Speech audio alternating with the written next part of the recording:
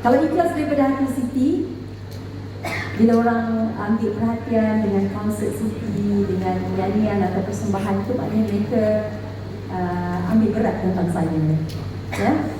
Kalau saya buat konsert dan tak ada orang langsung nak buat komen, tak ada orang langsung nak hirau, itu masalah untuk saya lah. Ya? Tapi bila orang melihat, meneliti, kadang-kadang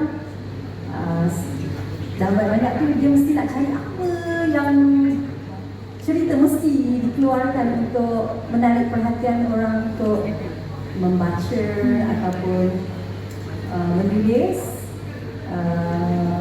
Saya rasa itu adalah input yang saya boleh ambil sebagai panduan saya. Kalau bagus, saya ambil.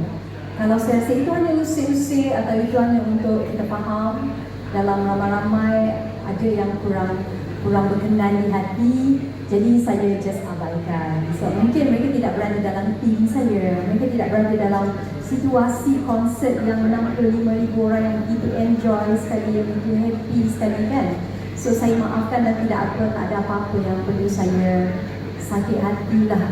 Saya just ingat, oh dia tak berada di situ ataupun dia tidak berada dalam tim yang kita buat konsert ni. Tidak kecil hati dengan mereka yang begitu. Oh tak, bagi saya industri kita sangat kecil. Sangat kecil dan bagi kita akan jumpa sekiranya daripada insan yang sama dalam industri. Saya rasa benda ini tidak mendatangkan manfaat pun, kan? Dan saya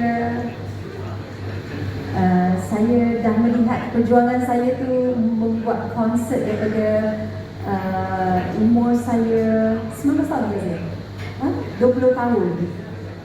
Yes, sekarang ni saya dah lari, pujian saya dah lari, orang kata usikan tu sentiasa akan ada. Tak ada masalah untuk saya lah.